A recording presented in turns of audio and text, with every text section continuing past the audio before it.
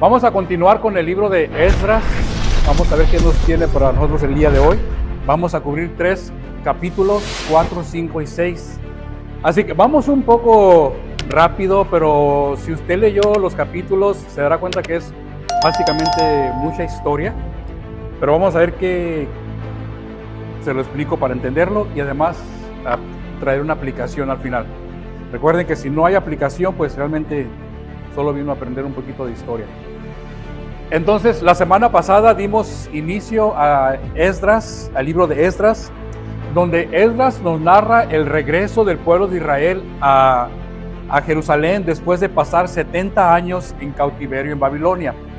Recuerda una vez que el imperio medo-persa, los dos imperios que se unieron, cuando ellos conquistaron Babilonia, el rey Ciro de Persia, él dio la orden para que los israelitas regresaran a Jerusalén y reconstruyeran el templo que Salomón había hecho y que fue destruido por el imperio babilónico cuando los atacaron.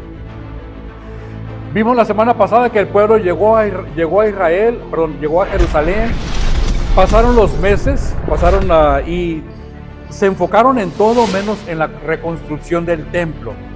Hasta que un día, ¿verdad? De repente le dieron vuelta al calendario y se dieron cuenta que ya les había llegado el séptimo mes. El séptimo mes es el mes cuando se festejan, vimos las fiestas de los tabernáculos, de la expiación y la fiesta de las trompetas. Entonces ellos inmediatamente, al ver que ya el tiempo estaba encima de ellos, inmediatamente empiezan a construir no el templo, sino el altar, ¿recuerda? Para empezar a hacer los sacrificios, los holocaustos, el derramamiento de sangre para la expiación, para el perdón de los pecados. Versículo 3:6 dice: pero los cimientos del templo de Jehová no se habían hecho todavía. Básicamente no es que se les había olvidado, sino que lo habían puesto como en segundo plano. Vamos a enfocarnos en otras cosas y el templo pues ahí poco a poco. Llegó el segundo año hasta que trajeron el pico y la pala para empezar los cimientos. Y el pueblo se llenó de alegría al ver que por fin se estaba construyendo la casa, la morada de Dios aquí en la tierra. Todo iba bien, ¿verdad? Iba avanzando poco a poco hasta que de repente los ancianos, aquellas personas que habían vivido en Jerusalén antes de que Babilonia los atacara y que habían visto el templo que Salomón había construido. Bueno, esos ancianos, al ver los cimientos del nuevo templo, empezaron a llorar, ¿verdad? Ellos vieron que este templo que estaban construyendo no iba a ser tan grande y espectacular y maravilloso como el templo de Salomón. Entonces los ancianos empezaron a llorar. Mas sin embargo, la gente joven, los que no habían visto el templo de Salomón o que no se acordaban de cómo era, ellos al ver la construcción de este templo, del segundo templo, pues estaban llenos de alegría, de gozo. Para ellos, vimos la semana pasada que básicamente podríamos decir era una de las maravillas del mundo, ¿verdad? O sea, no habían visto algo tan grandioso construido para Dios. Así que hubo llanto. Los viejos, recordando el pasado, empezaron a llorar, a dar gritos de lamento, y los jóvenes, viendo el futuro y viendo la construcción del templo, pues gritaban de gozo. Y básicamente había tanto ruido, dice, que no se podía distinguir el pueblo el clamor de los gritos de alegría de la voz de lloro, porque clamaba el pueblo con gran júbilo y se oía el ruido hasta lejos. Bueno, ahí llegamos la semana pasada. Hoy vamos a iniciar con el capítulo 4. Básicamente este versículo nos da la pauta para el capítulo que sigue. Así que hay barullo entre la gente, hay lágrimas y risas, unos lloran, otros gritan. Y el ruido fue escuchado, o el barullo fue escuchado por los pueblos vecinos. Así empieza el capítulo 4, mire. Oyendo los enemigos de Judá y de Benjamín es el reino del sur, ahorita le explico, que los venidos de la cautividad edificaban el templo de Jehová, Dios de Israel. Bueno, note que los enemigos no vieron la construcción, sino que los llamó la atención fue el llanto de las personas, el ruido, el barullo que estaban haciendo. Y fueron a ver y, oh sorpresa, vieron que Israel estaba construyendo el templo para Dios. Cuando habla de enemigos, ¿a quiénes se refiere? ¿De quiénes está hablando? ¿Quiénes eran los enemigos de Benjamín y de Judá. Bueno, principalmente eran los samaritanos, ¿ok? Pero aunque usted vea la palabra enemigos, no eran enemigos de guerra, de vamos a pelear, vamos a la batalla, vamos a armar enfrentamientos bélicos, ¿verdad? No eran enemigos de muerte, de pelear, sino que eran enemigos en cuanto a sus creencias, ¿ok? En cuanto a sus prácticas religiosas, ya que los samaritanos adoraban a más de un dios en sus templos, y los israelitas, pues ellos solamente adoraban al Dios de Israel. Entonces eran enemigos en ese aspecto, podríamos decir enemigos en cuanto a la religión, ¿ok? Entonces, los samaritanos se oponían a que Israel construyera o edificara el templo en Jerusalén. Pero su plan inmediato no fue detener la obra, sino más bien unirse a ellos y participar en la reconstrucción del templo.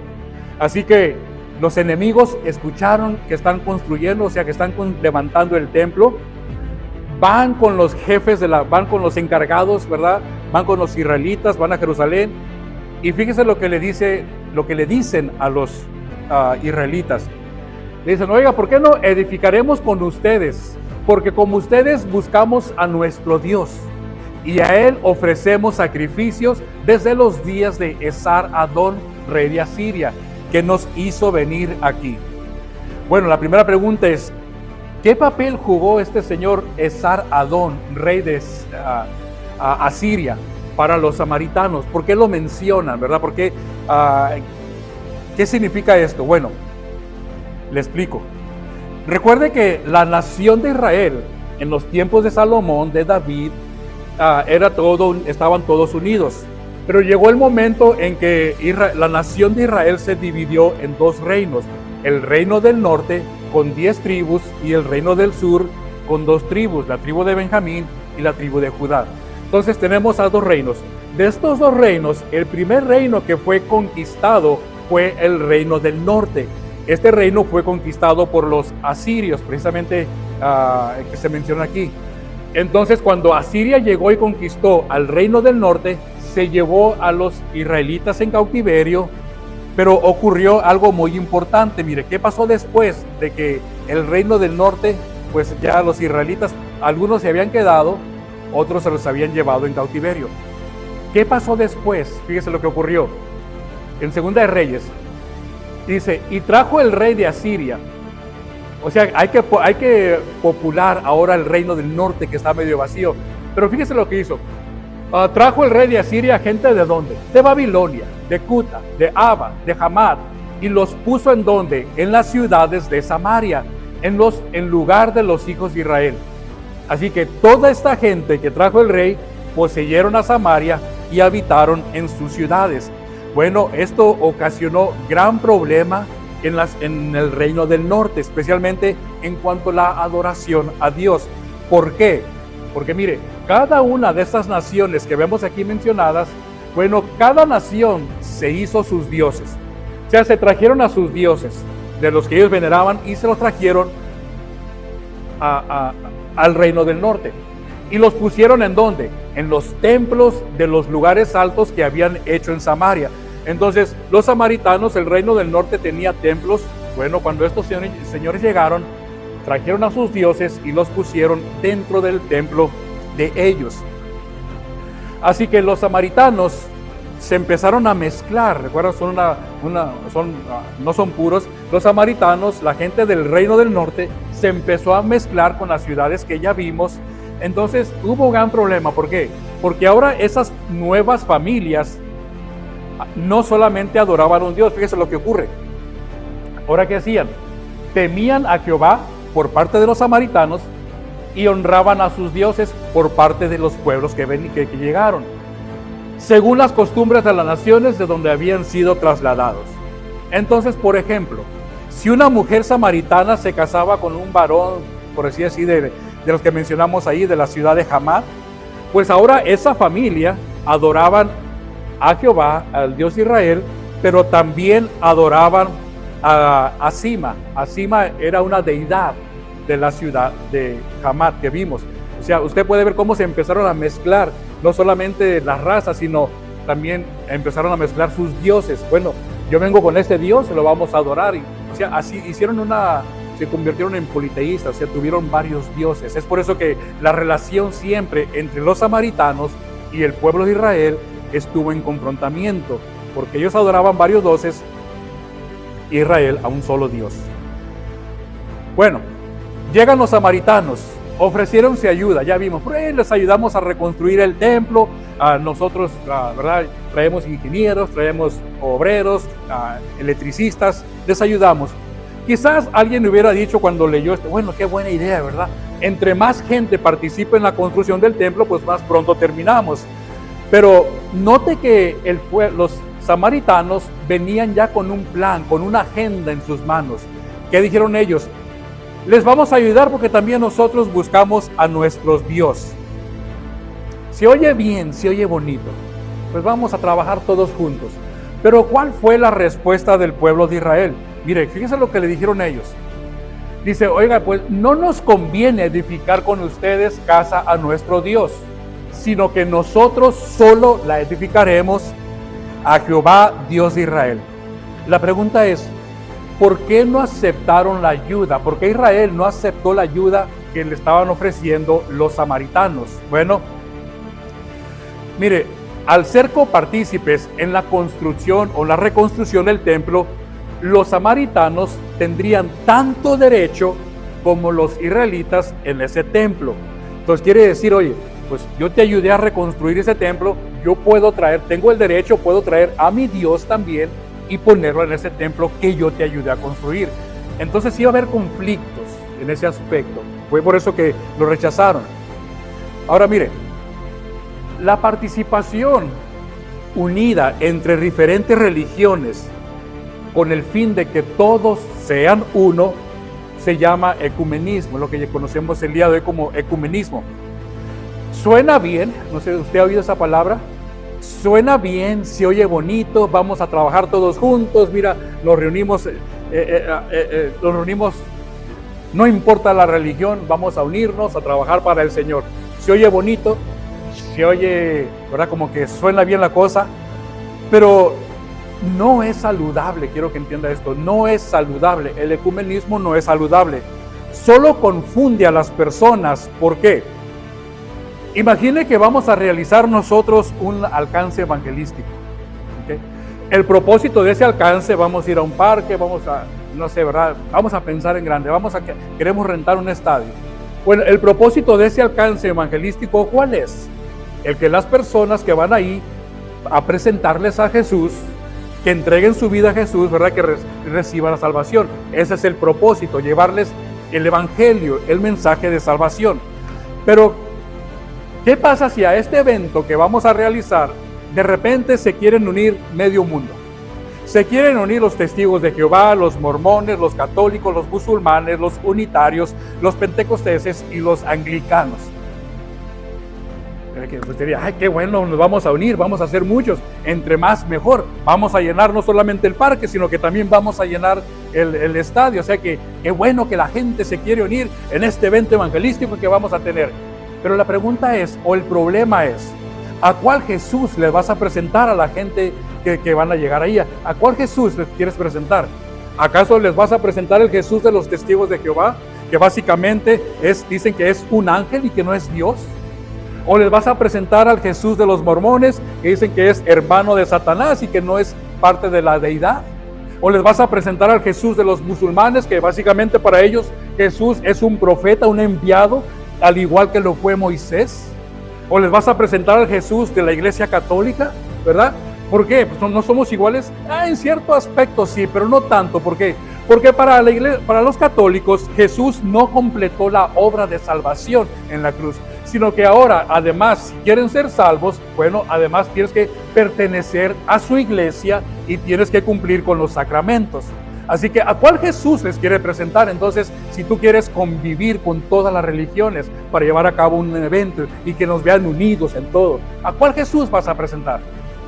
¿O vas a presentar al Jesús que de las Escrituras, al cual nosotros creemos y conocemos, al Jesús que es el unigénito Hijo de Dios, a Jesús que es la segunda persona de la Trinidad.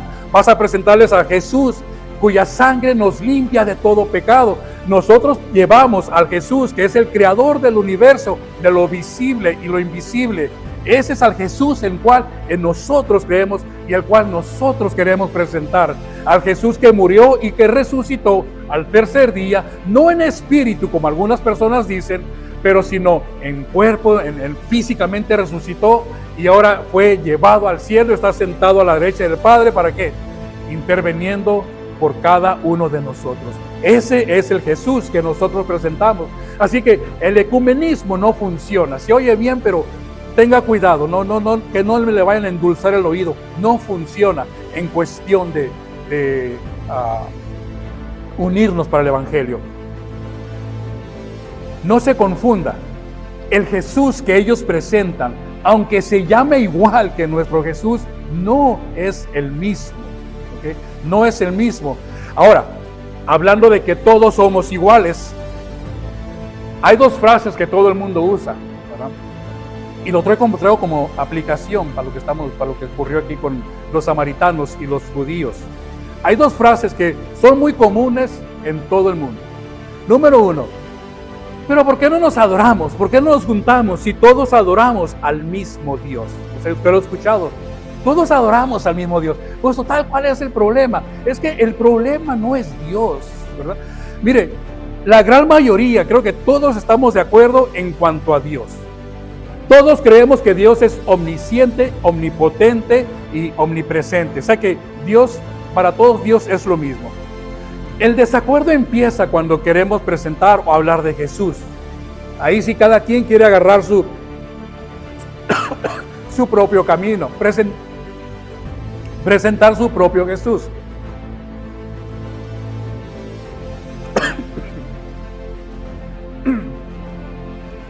Y si Jesús dijo, al que nosotros tenemos, al que nosotros creemos, si Él dijo, yo soy el camino, la verdad y la vida, y nadie viene al Padre sino por mí. Bueno, hay que pensar, si no hay otra forma de llegar al Padre, si Jesús es el único camino que nos lleva a Dios, entonces más vale asegurarnos que al Jesús que nosotros adoramos es el Jesús de la Biblia. Es el Jesús que la Biblia nos presenta. Necesitamos estar seguros de eso. De que estamos adorando y creyendo y predicando al Jesús de la Biblia y no al tocayo de Jesús, creado por el hombre de acuerdo a su conveniencia. Así que por eso es importante mantenernos firmes en ese aspecto. Otra frase muy común que escuchamos es, bueno, pues es que todos somos hijos de Dios.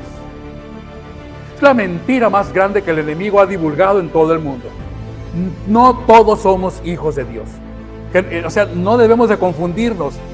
Mire, todos somos ¿qué? Creación de Dios, correcto. Y nos convertimos en hijos de Dios por su gracia a través de la fe en Jesucristo. Es la única manera en que uno pasa de ser parte de la creación a ser, ahora soy hijo de Dios.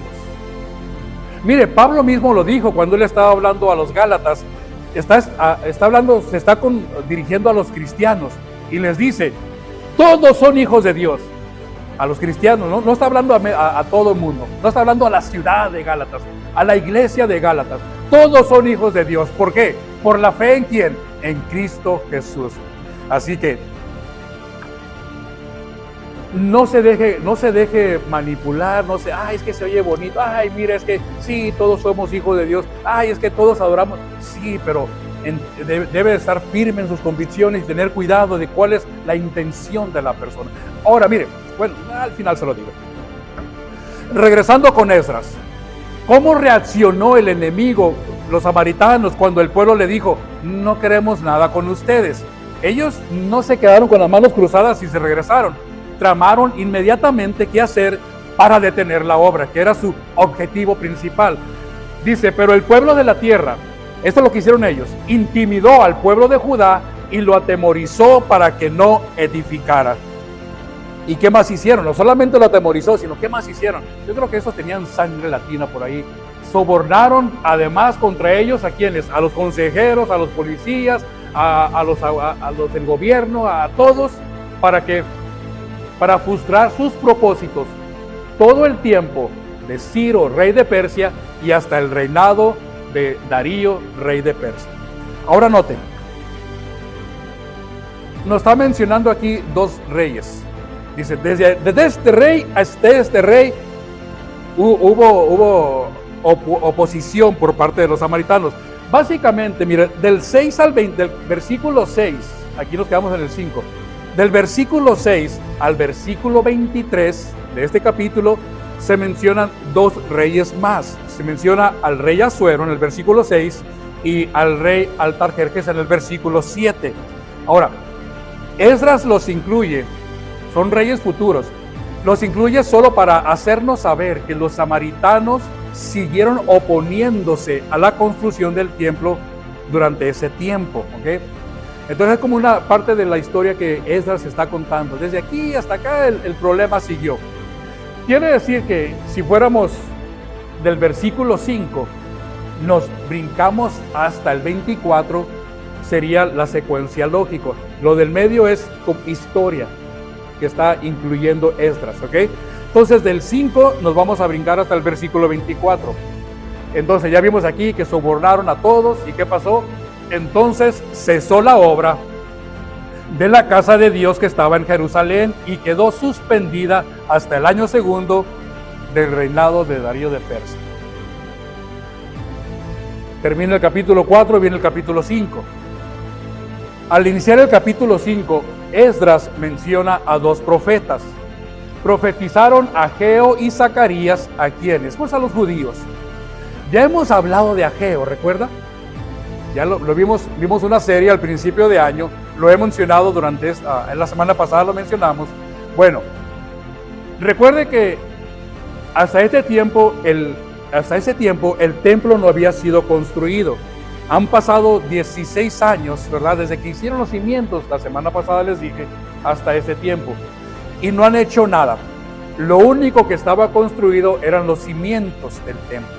Además, ¿verdad? Ya hemos hablado del profeta Ageo. Básicamente cuando el profeta Ageo llega a Jerusalén y les dice, es para ustedes tiempo de habitar en sus casas artesonadas y esta casa está desierta. ¿Ok? ¿Qué está pasando? Porque se están enfocando en sus casas y se están olvidando de la casa de Dios. Ya vimos eso. Vamos a brincarnos al versículo 12. Cuando Ageo habló, cuando fue a Jerusalén y habló, ¿quién lo escuchó? Y oyó Zorobabel y Josué las palabras del profeta Ageo. Bueno, ahora continuamos, vamos con el Esdras 5.2. Recuerda que el 5.1 vino profeta Ageo. El 5.2, ¿quién dice? Entonces se levantaron Zorobabel y Josué. Son los que escucharon al profeta Ageo predicar. Sí va hablando, ¿verdad? ¿Y qué hicieron? Cuando escucharon al profeta Ageo, ¿qué hicieron? Bueno, comenzaron a reedificar la casa de Dios que estaba en Jerusalén. Empieza de nuevo la construcción del templo. Empiezan a levantar paredes, ponen las ventanas, ponen plomería, la electricidad, empiezan a ponerle mármol a todo, empiezan a hacerlo bonito. Pero el enemigo no descansa y llegan dos personajes más, ¿ok? Esos dos personajes llegan tratando de detener la obra, de parar la construcción. Así que llegan estos dos personajes, están en el libro. ¿Y qué es lo que preguntan? Fíjense lo que hacen ellos. Versículo 3. Llegan y le dicen a los líderes israelitas, oigan, ¿quién les ha dado la orden para edificar esta casa y levantar estos muros? ¿Quién dijo que lo podían hacer? Versículo 4. ¿Cuáles son los nombres de los hombres que hacen este edificio? Bueno, al parecer estas dos personas cuando llegaron querían ver los permisos firmados por el Sirifón. Queremos ver los planos, queremos ver todo. ¿Quién les autorizó construir a ustedes este templo? Y además queremos saber quiénes son los encargados de la obra. Bueno, ¿para qué piden esta información? Ellos, estas dos personas.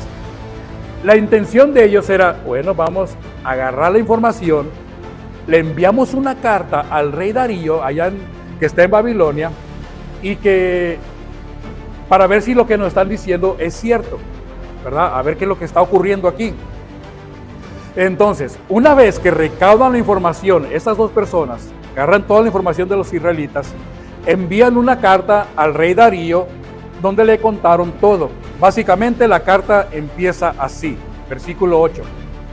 Sea notorio al rey que fuimos a la provincia de Judea, a la casa del gran Dios, la cual se edifica. O sea, ya no están los cimientos, ya tienen piedras grandes, ya los maderos están puestos, y las paredes, y la obra se hace con prisa y prospera en sus manos. Básicamente ya está todo, ¿verdad? Ahora sí, el movimiento, ya se ve más, ya no solamente están los cimientos, sino paredes, ya está todo más edificado.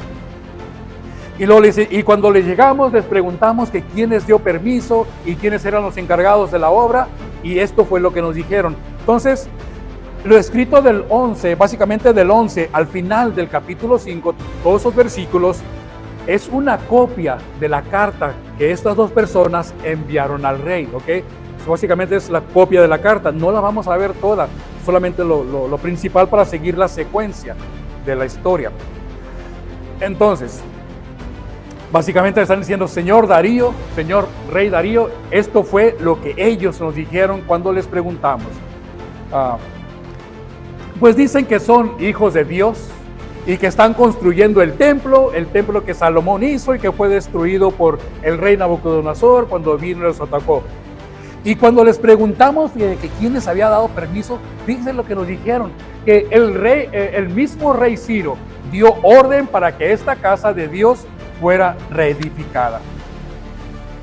¿Y qué más? Y no solamente era todo, sino que también todos los utensilios de oro y plata que Nabucodonosor había sacado del templo cuando los atacó, ¿recuerda? Y se los había llevado a Babilonia.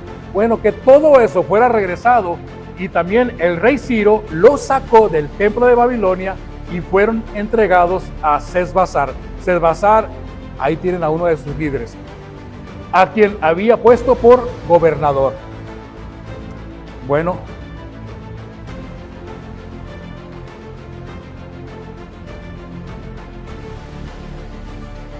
la carta termina con una sugerencia dada por los israelitas. Recuerda que todo eso, el final hasta el 5 es una copia de la carta. Entonces, los israelitas, cuando estaban hablando con estas dos personas, le dicen, oye, pregúntale también al rey que verifique toda esta información. Bueno, pues lo que les escribieron. Dice, y ahora si al rey parece bien, búsquese en la casa de los tesoros del rey que está en Babilonia, si es así, dicho por el rey Ciro. Bueno, básicamente que el rey compruebe si nuestra versión es verdad, y luego nos dicen qué fue lo que él dijo. Escribe la carta, se la mandan al rey Ciro, el rey Ciro la recibe, ¿verdad? Me imagino que agarró la carta, se agarró un cafecito, un panecito, si fue y se sentó ahí en una mesita, afuera viendo todo su reinado, la abrió y se puso a leerla. Cuando la terminó de leer, escuche lo que él dice. Les envía, dice, entonces el rey Darío dio la orden de buscar en la casa de los archivos donde guardaban los tesoros allí en Babilonia. O sea, básicamente, dice, pues necesitamos comprobar la información que los israelitas están diciendo. Así que el rey manda a buscar en los archivos y encontraron un libro de memorias, podríamos decir, un libro de los registros antiguos que estaban ahí guardados, en la cual cuando los abrieron, confirmaron que lo dicho por los israelitas era cierto, ¿verdad? Así que, ¿qué decían los registros?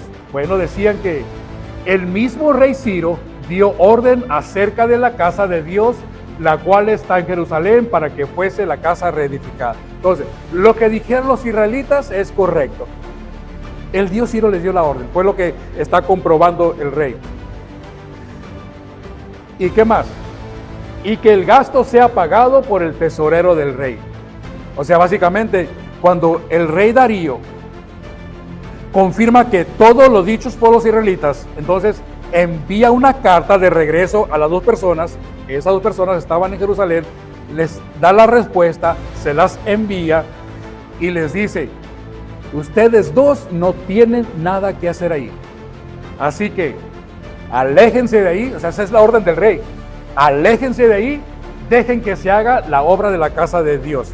Entonces, básicamente estas dos personas que iban, ¿verdad? Queremos ver, queremos hacer esto. Dice el rey: no, sáquense de ahí, dejen que el pueblo continúe. Además, no solamente les ordenó que se fueran, sino también, fíjese lo que les dice, de los impuestos que ustedes dos colectan en sus ciudades, porque no eran de ahí. ¿Qué tienen que hacer con lo que colecten? Bueno,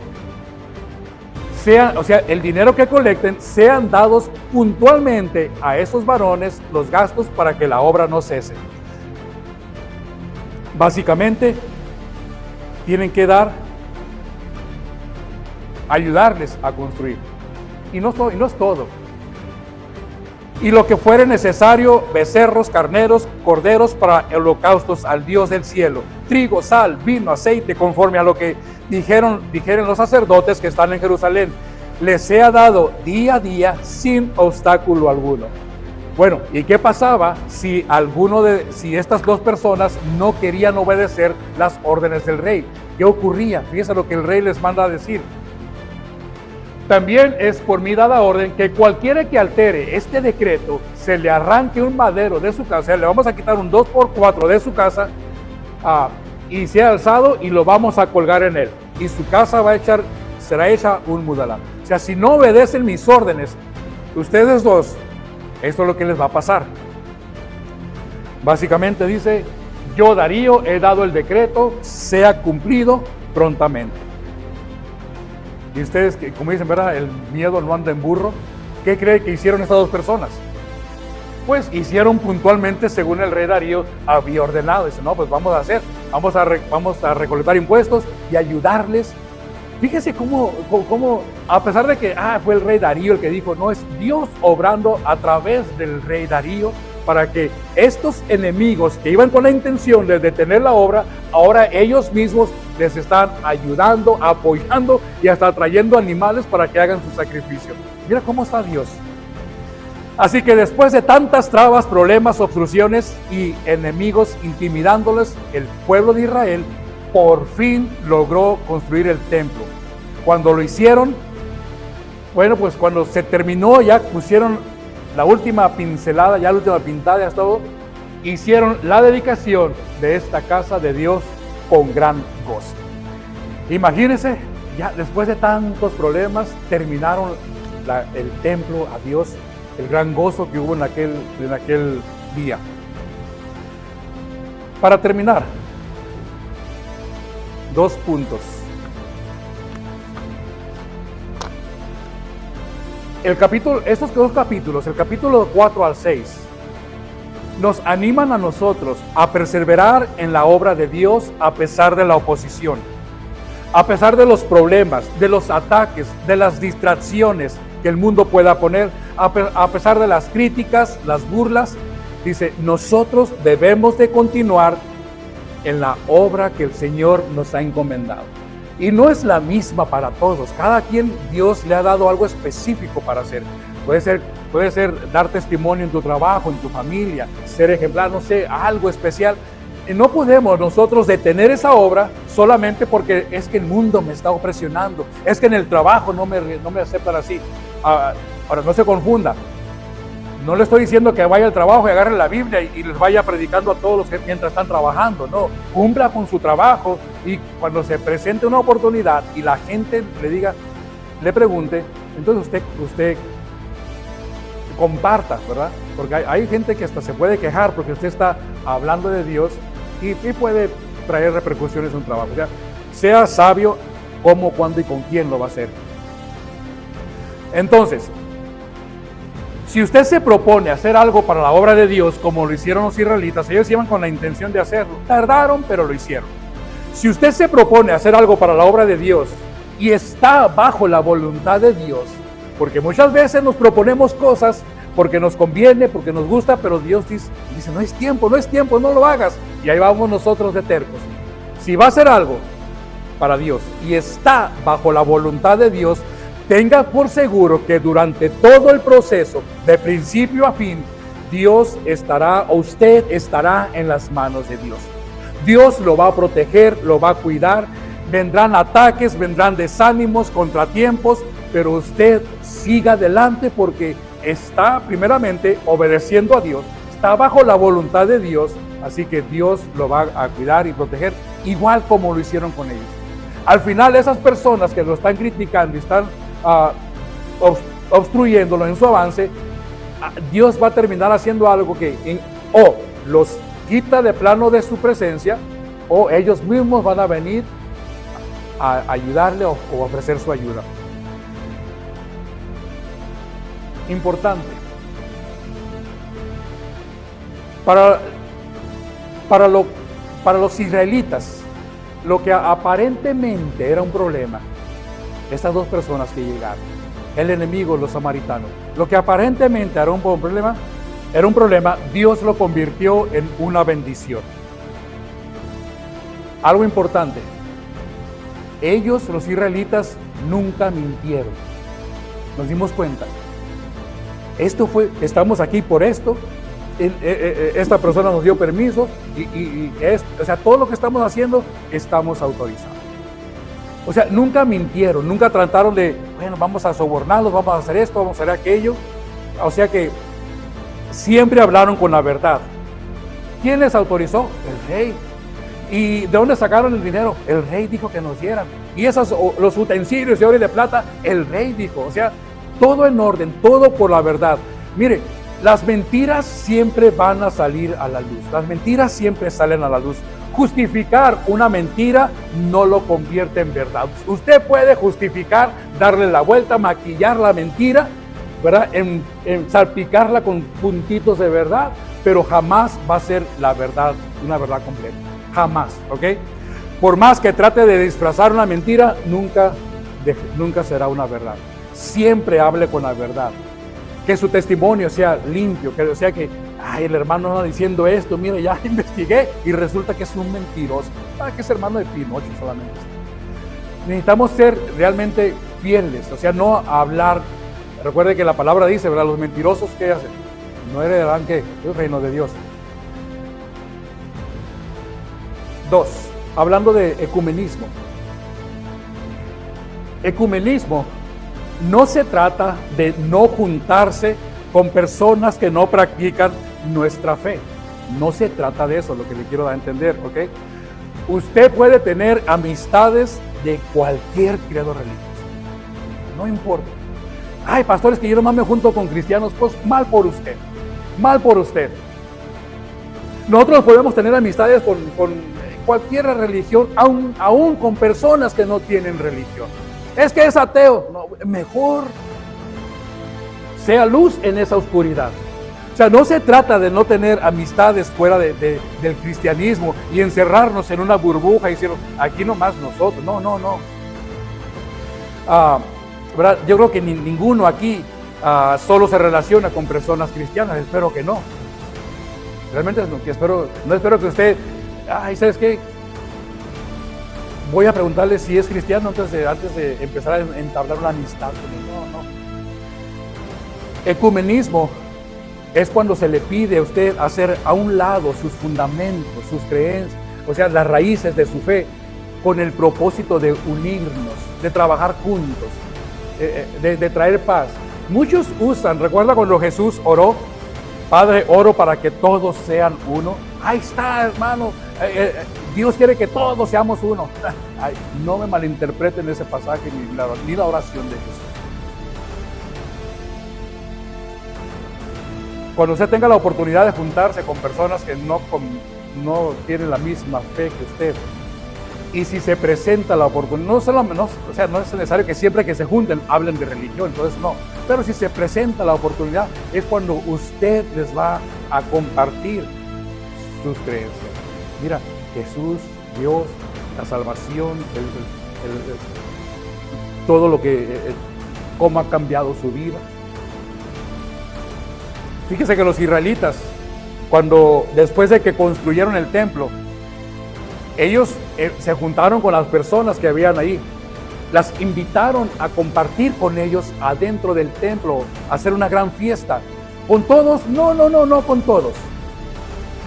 Hasta en ese aspecto fueron cuidadosos. Fíjese, ya construyeron el templo. Si usted sigue leyendo el capítulo 6, construyeron el templo, empezaron a hacer fiestas, esto y aquello, hicieron la cena de la Pascua.